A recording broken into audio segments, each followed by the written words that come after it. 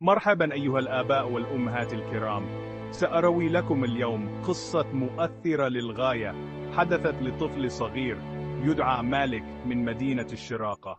كان مالك طفلا مفعما بالحياة والبهجة، وفي أحد الأيام قرر والد مالك أن يشتري له هدية مميزة، وهي جهاز بلاي ستيشن فارفر. وللأسف وقع الاختيار على شخص عديم الضمير قصير القامة ذو شعر أبيض يمتلك سيارة بيضاء من طراز بيجو 937، ولديه طفلان يدعيان هشام وعبدو.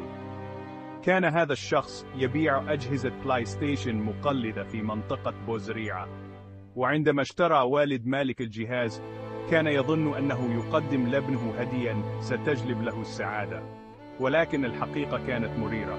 فبعد أن بدأ مالك باستخدام الجهاز شعر بتعب غريب، والأسوأ من ذلك أن حالته الصحية تدهورت بسرعة كبيرة، وانتهى به المطاف في المستشفى.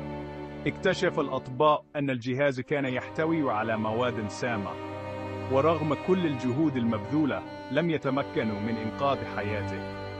توفي مالك مخلفا وراءه قلوبا محطمة وأحلاما لم تتحقق. إن قصة مالك ليست مجرد حكاية عن فقدان طفل، بل هي درس قاس لنا جميعا كآباء وأمهات. فعلينا أن نكون حذرين للغاية عندما نشتري أي شيء لأطفالنا، خاصة من مصادر غير موثوقة، فالثقة العمياء قد تكون قاتلة في بعض الأحيان. دعونا نتعلم من هذا الحادث الأليم، ونحرص على سلامة أطفالنا في كل خطوة نخطوها. شكرا لكم على حسن استماعكم، وأتمنى أن تكونوا قد استفدتم من هذه القصة.